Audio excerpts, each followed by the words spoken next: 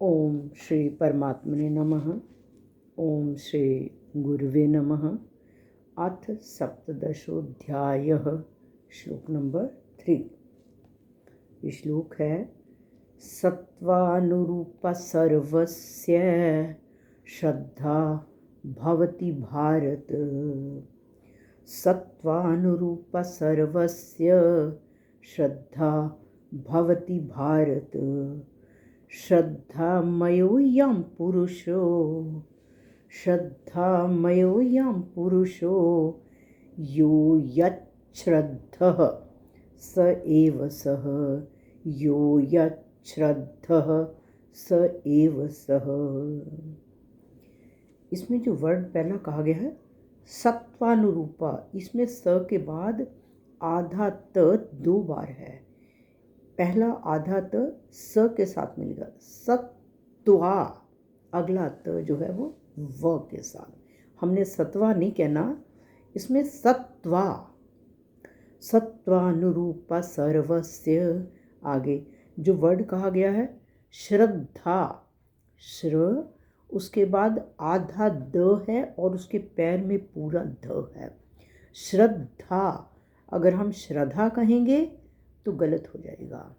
बीच में द शब्द है, हल्का सा अंदर ही रह जाता है, बोला जाता है श्रद्धा। और आगे कहा है श्रद्धामयोऽयं पुरुषो। ये जो वर्ड है श्रद्धामय प्लस अयम पुरुषो, यह पुरुष। यहाँ पर एस साइलेंट है, ओ के बाद य की आवाज़ सीधी आएगी। श्रद्धामयोऽयं पुरुषो यो यच्छ्रद्धः।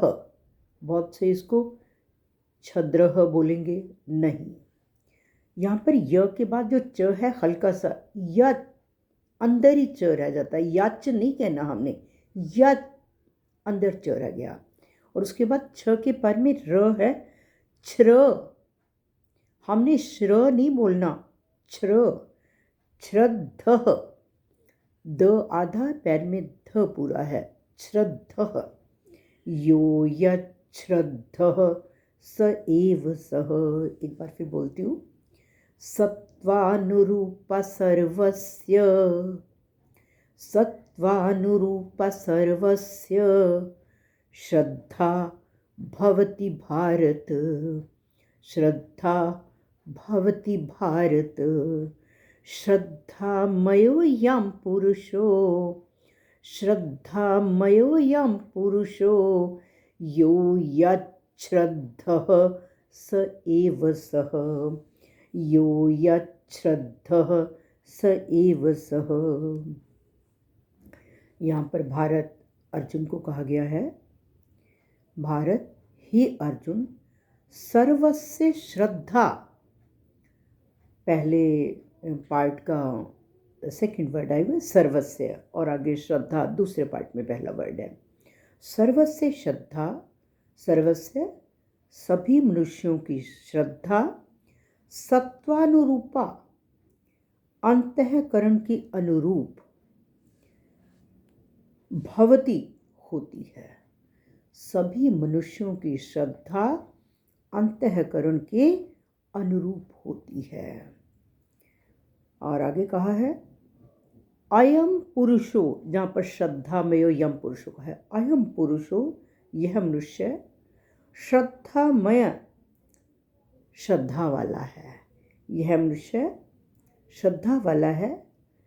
यो यच्छ्रद्धः, यह इसलिए जो, यच्छ्रद्धः जिसकी जैसी श्रद्धा है, स एव सः उसका वही स्वरूप है, उसकी वैसी ही स्थिति है। एक बार फिर बोलती हूँ।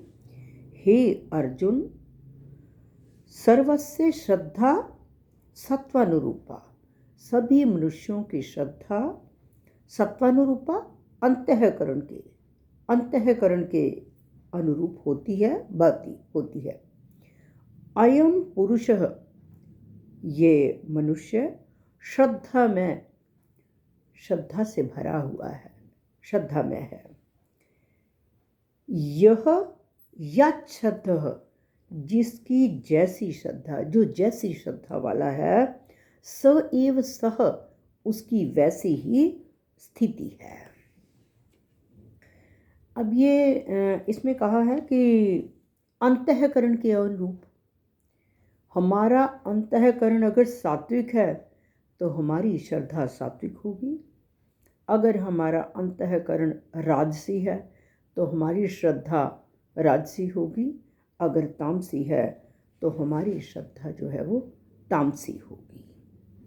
और जो शास्त्र विधि को नहीं जानते और देवता आदि का पूजन करते हैं, वो शास्त्र विधि को जानते हैं या नहीं जानते, और अनुष्ठान करते हैं या नहीं करते, वो किसी भी वर्ण के हैं, किसी आश्रम के हैं, किसी संप्रदाय के हैं, किसी भी देश के, कोई भी व्यक्ति कैसे ही क्यों ना हो, उन सभी की स्वाभाविक श्रद्धा जो है वो 3 प्रकार की होती है।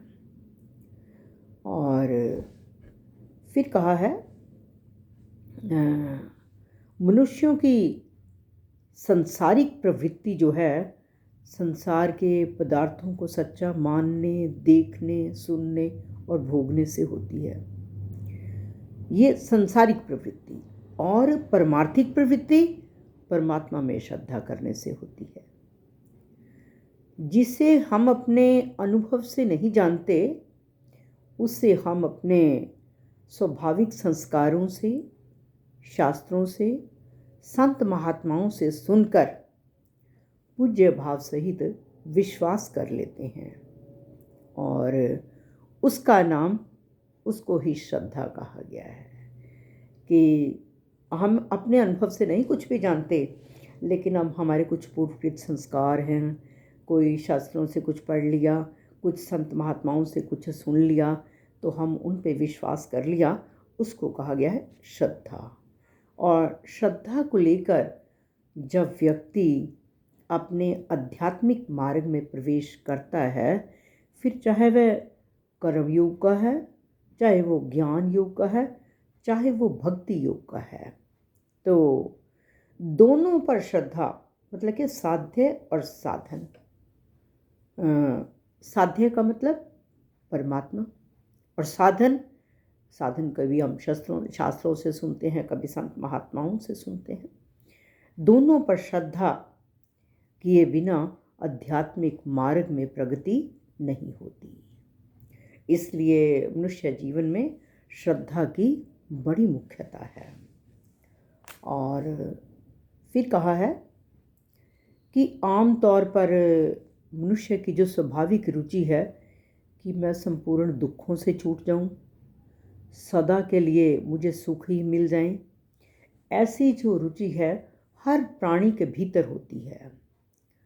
और मनुष्यों में तो यह रुचि कुछ जागृत रहती है, और उनमें पिछले जन्म के जैसे संस्कार हैं, जैसे माता पिता से पैदा हुए, जैसे वायुमंडल में रहे, जैसी उनको शिक्षा मिली, उनके सामने जैसे दृश्य आए, तो इस हिसाब से जो कहा है कि वो सत्संग आदि की बातें जो सुनते रहते हैं, तो उनका उन व्यक्तियों पर अदृश्य रूप से बहुत असर पड़ता है, और उस असर से उनकी एक धारणा बनती है जो सात्विकी, राजसी और तामसी होती है।